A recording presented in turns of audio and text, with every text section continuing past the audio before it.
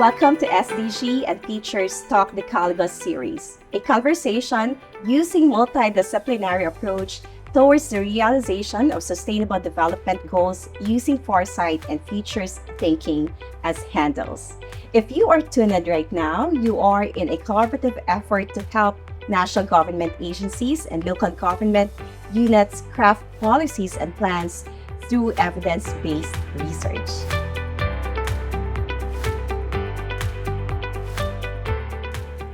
I'm Dr. Lizen Kalina. Today, in this episode, I am joined by our research fellows, Dr. Jalton Taguibao, Dr. Rebullida, and Dr. Eduardo Gonzalez, to discuss with us their paper entitled Enhancing Advocacies for National Local Governance of Sustainable Consumption and Production.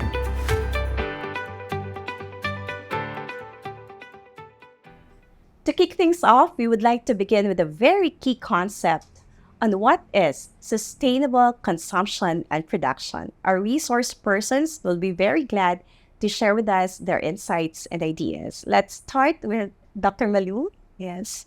Well, we would like to think of sustainable consumption and production as a word that is anchored, lodged in a bigger word that we refer to as sustainable development.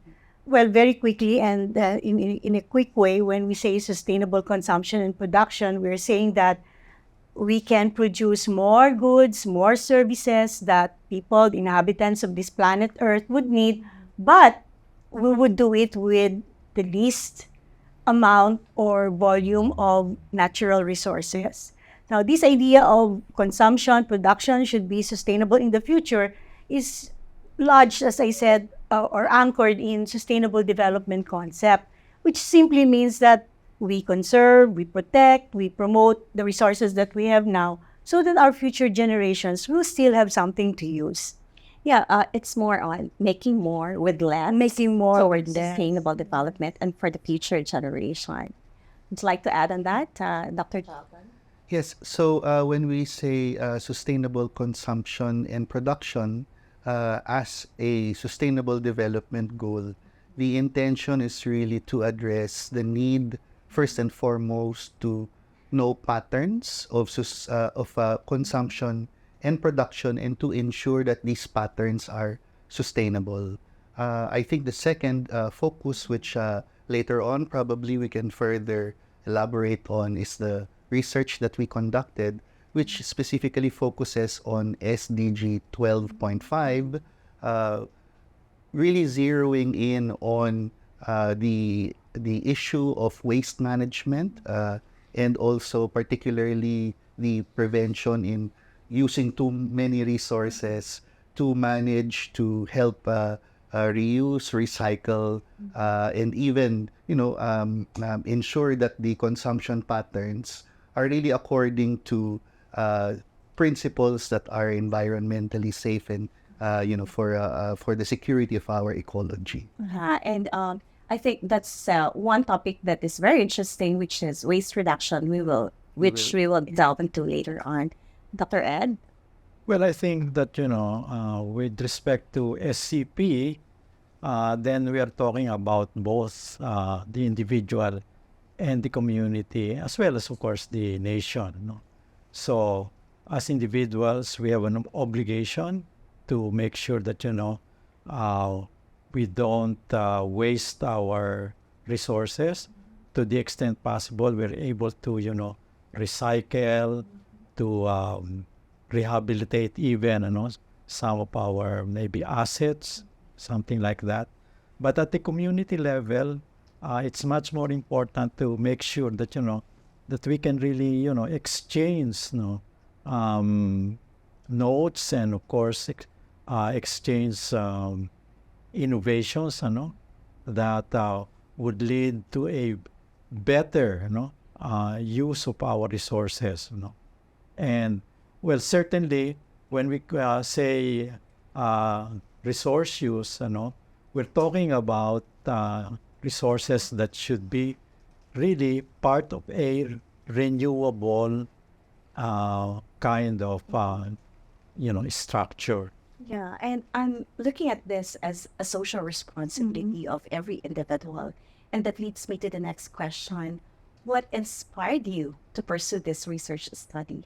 Maybe you can start with Dr. Malu again. Well, this has been an advocacy for many people in civil society, non-government organizations, communities, as far back as the 1990s and the decade of the 2000s. That was even prior to the legislation of Republic Act 9003 in 2000, which is the Ecological Solid Waste Management Act. We begin to notice that our environment is getting dirtier, so to speak. The air quality is getting poorer, and we would like to see what's the cause of this, what are the causes. And one of these major causes is identified to come from solid waste, from, well, in common language, basically it's garbage. So there's garbage all around. And sometime in that decade, you have the trash slide in Payatas, with many people, living in that area, which is really the dump site, getting buried under the trash. And for which reason, that spurred the legislation of ecological solid waste management. But as we go along, especially with COVID-19, we have more wastes. We have different kinds of waste, medical waste, masks, etc. And then you see so many consumer products. They are all in plastics. They're all in different sizes. We question where will all of these go. And with climate change and other environmental degradation, we can point to this wastes as a target for our intervention. Yeah, and that's a good point also when you raise about clean air. And we have a policy on that, which is the Clean Air Act, which is very, of course, important when we talk about solid waste management. But before I go to that topic, I'd like to get also Dr. Ed's points on what inspired you to do this research study. Well, to be, everything is exploratory. I have a keen interest in sustainable consumption and production because I feel that, we are in a world where, there is ambiguity, there's uncertainty, and therefore there's a need really to make sure that, we can address this in very concrete ways, and not just, do lip service, in terms of, trying to make sure that, our environment is safe and well protected, against risks. So to me, then that's the reason why, in the past few years, my research has been focused, particularly on this kind of, paradigm, trying to make sure that, we have a good, environment,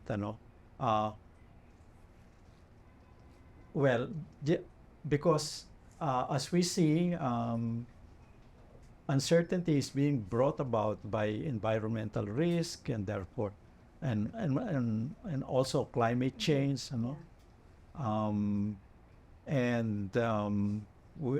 personally, I'm scared, that we're not doing the right things right now, or we're doing it so slowly that the impact is not really being felt so much, and that's the reason why, there's really a need for more studies, on this kind of, this uncertain and volatile situation. Yeah, and speaking of today's era, we are really we are faced by existential risks, and climate change is one, of course. And for you, Dr. Jalton, what inspired you? In my case, my research my previous research actually focuses on sustainable energy, and sustainable consumption and production has or touches on this particular research focus that I did. So that was one of the many convincing reasons why I guess we went together and came together as a research team, so that we would actually contribute and put in our specializations and our research focus on a single research project. In fact, to be also open about it, this specific research was prompted by an earlier research, which was a situational analysis on solid waste management. So we came together as researchers, and we're really very glad that we were given the opportunity to work together. But I guess more importantly, the very idea of sustainable consumption and production as a sustainable development goal really touches on the other SDGs. More. So when you talk about issues pertaining to improving public health or improving quality of life or ensuring that cities are innovative, you can see here these different dimensions that actually interact, and sustainable consumption and production actually is a unifying concept, or is an intersection of these different dimensions and these different SDGs. And so that personally that became the driving motivation on my part to really pursue this research. Yeah, as a unifying factor for cities and municipalities, and of course, all other government agencies to become more agile and features ready. But especially at the local level, we are faced by problems like, of course, garbage, a lot, as mentioned by Dr. Malu. And in your paper, you talk about solid waste management. So how is it connected with SCP and also within the context of the Mandanas ruling?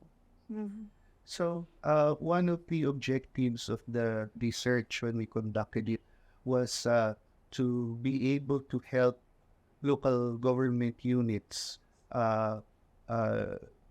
be informed, at least, of the possible interventions that they can initiate or even sustain if they're already doing it. And there is a general way of thinking that when we deal with real-world issues, we compartmentalize them, when in fact these issues are all interrelated. And so on the matter of garbage or on the matter of solid waste management, we might think that this is just an infrastructure issue, or you might think that it is just an administration issue, but it actually interacts with others. It's an ecological, environmental, it's a public health issue. And so by conducting this research and focusing on solid waste management, our research, at least to our research, we were able to find first and foremost a number of local initiatives while happening in different contexts and different sites. You could see there that there are select or a number of local government units who are already heeding the call to address SCP issues. We also found out policies and principles that are already there, however, that require localization and operationalization. Those are just some of the things. Yeah. And of course, the Department of Interior and Local Government as lead agency, taking care of local government units can be of big help with this one, right? Also, in the paper, we encountered technical terms like decoupling and circular economy approach. How are we going to operationalize this to be useful for policymakers? Dr. Ed. Well, okay. Well, first, I think we need to, define what the decoupling is. Typically today, of course, when we talk about economic growth, right? Every nation, of course, that is the objective, the goal, higher economic growth. Now, at the point where we're exhausting, many of those resources. Okay, maybe you've heard about Toyota temporarily stopping the production of cars. Why? Because there are no more microchips available, and microchips are based on silicon, which is really a part of the sun that we have all around. But it's already inadequate in terms of supply. Now, when it comes to decoupling, it would mean that, that we'll have a sustainable economy, but with the use of less resources.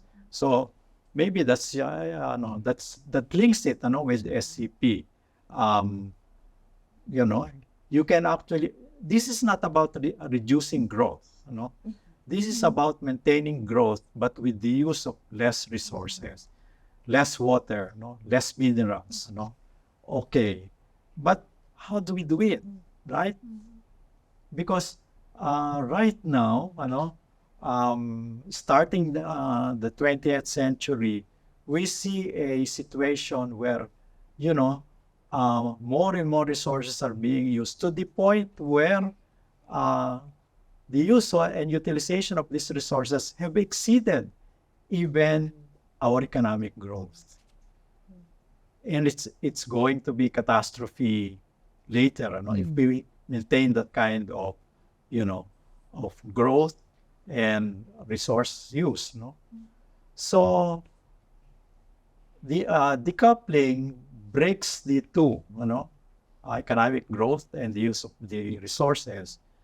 And actually, it's so easy to think about, making sure that we have to maintain that kind of, not reduce growth, but to maintain that kind of growth, simply by saying that, we have means to make sure that, our resources can be more efficiently used, that there could be more productivity, with the use of less resources, right?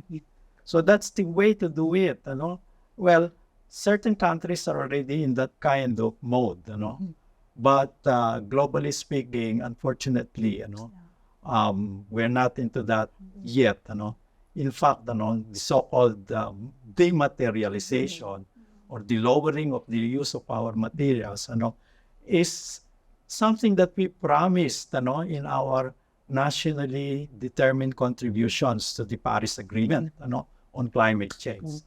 But we have not set any targets yet. That's the problem. Yes.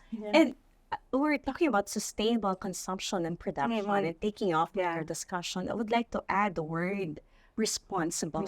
I think we have to be responsible how to use resources and allocate resources. Of course, we have to look at the next generation. And we're talking about sustainable development, meaning to say that we really have to not only apply, but also really promote the so-called intergenerational responsibility doctrine. And I think that's really fitting with a sustainable consumption. And that responsibility should take place not only on the part of the consumer, the person using the goods and services. That should happen at the production stage. Like you have manufacturing plants, you have business establishments, you have households, whatever they produce there. The question is, can you reduce the resources, the materials that will go into what service or product you're going to create? That means, can you reuse what you have used before? Can you recover from whatever you think you've thrown away at the production side? Then when the product or the service is created, it will go to the consumer. The question to the consumer is, can you reduce the waste that you will throw away to the landfill, we're not supposed to have dump sites anymore, but to the garbage sites or the garbage collector? How do you do that? Whatever you have already consumed, can you still recover a new purpose for it? Can you recycle it? Can you reuse it?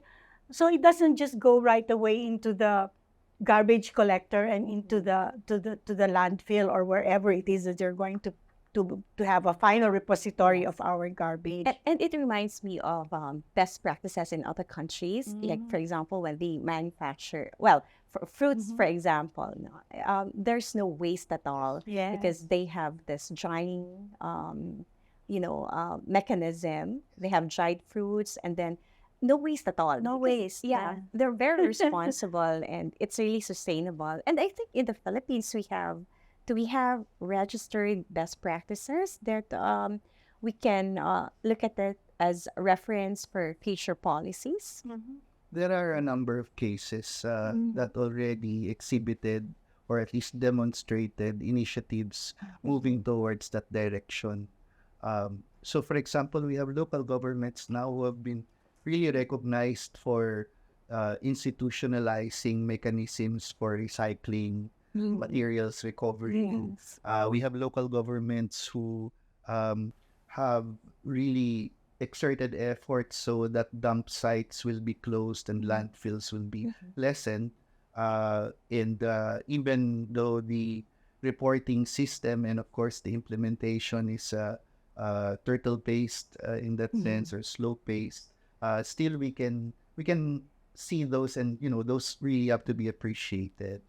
I think what I'd also like to add with sustainable consumption and production is that here you have at first two players. You have the consumer and you have the producer, but there is a lot of responsibility that is on the shoulders of the public sector and government. And so the role of the local government, for example, in the coming years, when the expectations in the interventions coming from the local government is now heightened because of the Mandanas-Garcia ruling, and because of devolution, really the local government is now front and center with respect to, thinking about policies, local development policies that incorporate these principles, thinking about and implementing programs and projects for waste management, enhanced solid waste collection, and also encouraging the private sector, like small and medium enterprises, by putting out policies, incentives, for example, or even making or increasing the responsibility of producers to pay if they pollute, or for example to open opportunities for back buying, or even innovations in the sense when it comes to the products that they let out. So government, there's really a lot of expectation in the next years and decades of government playing this pivotal role of providing this environment so that SCP can responsible, sustainable consumption and production can be realized. Yeah, and that's really important for stakeholder to participate in policy and in planning processes. And given this firm background on sustainable consumption and production, I'd like to get your insights and perspectives on how will this research study be functional and practical for our policymakers. I'd like to start with maybe Dr. Ed. Well, there are a few things that we need to keep in mind. First is that we don't have specific targets yet. When we look at the value chain, for example, from sourcing and extraction of materials to production, and then post-production, and then consumption, and then of course post-consumption, which is of course the disposal of waste. We don't have very specific targets, that will guide the LGUs, for example, in trying to make sure that these targets are met. So that's one. The second is really, to the extent possible, we need to decentralize, SCP. It cannot be just the national government, trying to dictate what should be done. Each individual LGU has its own problems, its own way of thinking, and they should be given more autonomy in terms of checking what would be most appropriate in the communities that they serve, when it comes to recycling, when it comes to rehabilitating some of these assets that it has, and so on. And then finally, I think the business sector.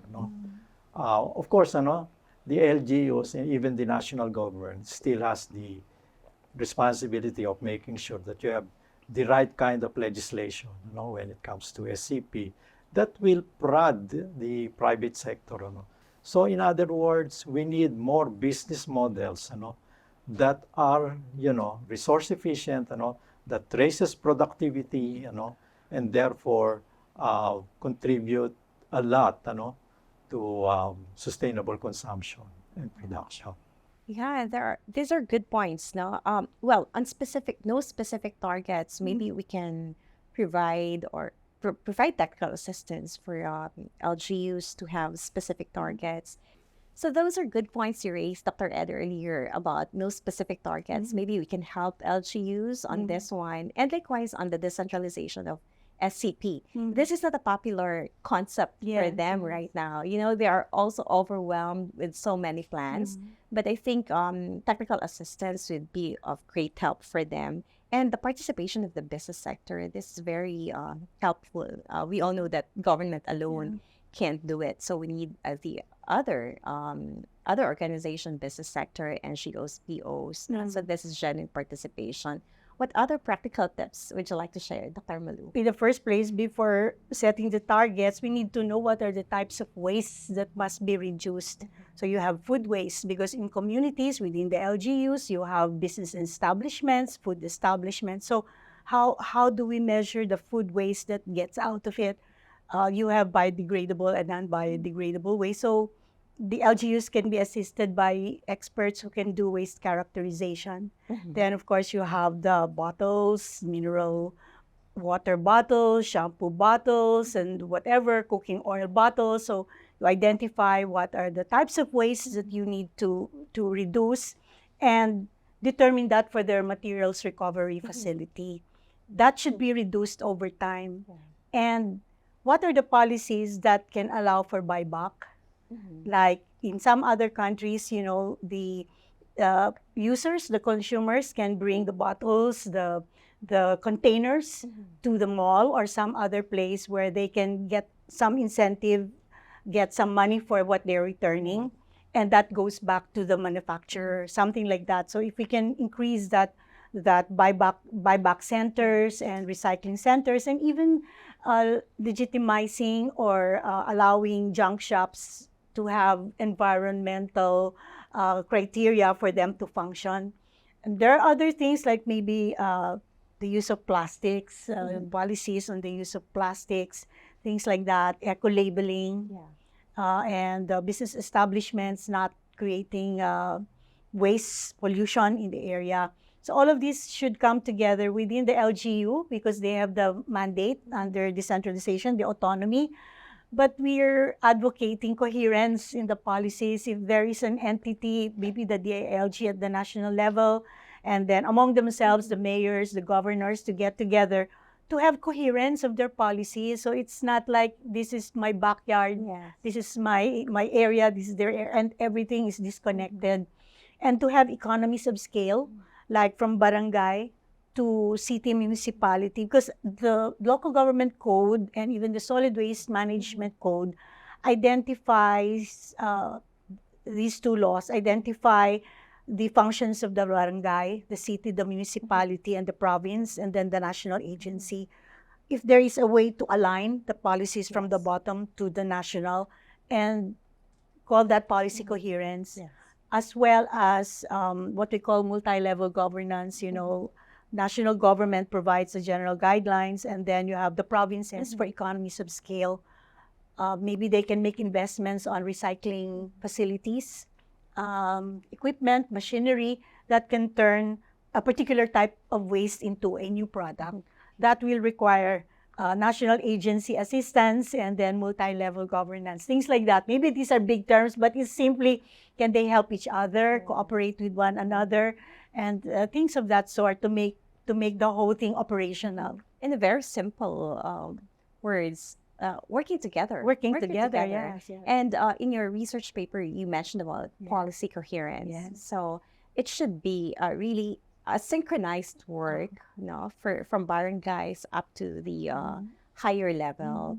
And of course, talking about a collaborative work. No, what else can you add on that, Dr. Jal? Our research identified a number of action areas, especially for local interventions or interventions at the local level. So local governments can, in the area of R&D or research and development, have interventions that are applicable or appropriate to their local context. Local governments can put up or institutionalize literacy programs just to help local residents to not just be aware of SCP, but actually to incorporate this as part of local practice and even turn this into local culture. I just would like to raise one specific challenge which we found while conducting the research. It's really the lack of data that will help us check, that will help local government units monitor the progress of their SCP interventions, even the earlier efforts or the prior efforts.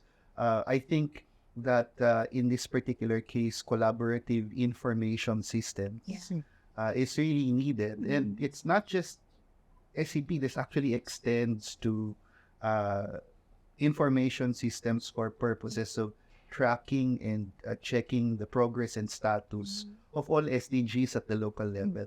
So one finding, at least of this research, was that if you look for standardized measures or standardized data, even the setting up or the design of these information systems, those are the things that are really lacking and it really would require technical interventions. Yeah. And also speaking about local culture, this is really all about changing mindset. Yes, yes. We need to have a paradigm shift when it comes to responsible and sustainable consumption and production. And I think this study will really pave the way for local government units to enact an ordinance, the policy that is backed up by research. So the research is here, the study is here, so this is evidence-based. All you have to do is take a look at it again. And from this study, you can craft policies and legislation. That's why we're saying enhancing the advocacy, because the advocacies have been there as far back as the 1990s. But we are saying that it's very urgent now to really move because floods occur every now and then. We find waste, solid waste, as part of the causes of flooding. Then you have pollution and so on and so forth. So we want to make the place a better place to live. And that will come by reducing the wastes that go to the environment, in the air, in the land, in the sea. And local government plays a very important role there. Yes. And Dr. Ed, you want to say something? Let me focus also on what we can do as individuals. I'll give you an example. When we buy clothes, for example, are we aware of what has been, done to the clothes that we buy? The processes are involved there. We do not know, right? Just to give you an example, a concrete example, when we buy a pair of denims, the manufacturer uses for every pair 7,000 liters of water. And that does not yet involve the dyeing, because with denims, it has to be blue, right? And therefore, that means the use of petrochemicals also. So we're not aware of that as individuals. So what can we do? Well, of course, there's this movement against fast fashion, okay? Because in fast fashion, you buy your clothes, use them maybe a few times, and then discard them, and that contributes to the waste. So the movement says we should shift to slow fashion. In other words, why not buy more expensive clothes, but they're organically made, and they use natural materials, rather than materials that that have harmed the environment. So that's one thing that, as individuals we can do, very easily, but that it means what? Solving the information asymmetry, making sure that we are much more informed about what we buy, much more informed about what we eat, even, for example, we like beef, but beef, our cows consume a lot, and they also discharge a lot of, materials that are what, that leave a lot of carbon footprint because they emit carbon into the atmosphere. So the idea there is one, be more what? Vegetarian perhaps? And really responsible, no? And Responsible. responsible. And also, this reminds me again of, well, actually, this is a new policy wherein the Civil Service Commission encourages us to use Philippine tropical fibers. Yeah. And in my conversation with our local artists who are producing tinalak, for example, so there are different colors there. One, of course, is black, red.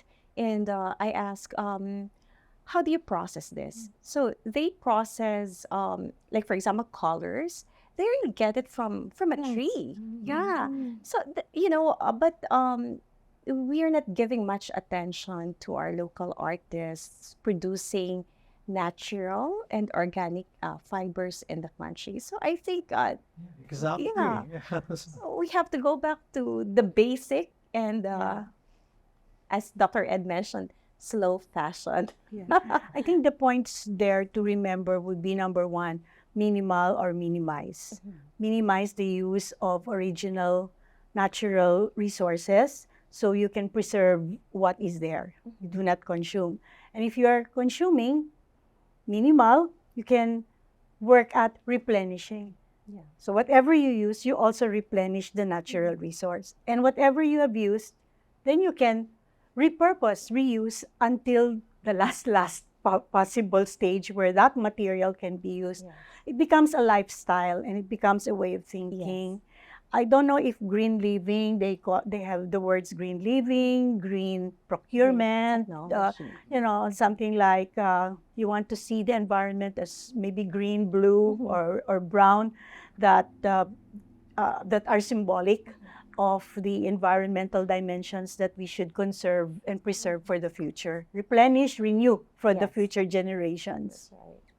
Yeah, and being in the academe, I think taking off from our discussion, this is a very good subject matter to discuss with our students, beginning with them. In your practice, are you incorporating this as a part of the module or program, curriculum? Well, in the discipline that we are in, basically, you talk about public service, you talk about public management, or in my case, political science. Those are really very raw, ripe issues for our students to take up. But I think even the other courses may be able to infuse the idea of sustainable development. Actually, the United Nations program should be ending by 2030. This is the UN Sustainable Development Goals. But we have ambition natin, which is the Philippine collective vision that says we will pursue SDGs and national development till 2040, beyond the term of office of incumbent presidents, which means that the effort, the movement towards making things sustainable should go beyond and should go on. And that's not just for the academe, I think it's also for the homes. In our homes, I would like to think that perhaps even the little children, the elementary and the high school students are the ones who bring home these ideas because they take this up in their projects in the schools. But in college, I'm not so sure if that is really done physically or in operational terms, or maybe more in terms of ideas. But we can put all of these little efforts together and make a bigger dent on this environmental issue. That's right. This is a very good conversation, and I think our listeners and viewers were able to, get very remarkable insights from all of you who are experts in the field. And not only that, I hope they're inspired with your research study, both for practicality and functionality, and likewise as a policy tool.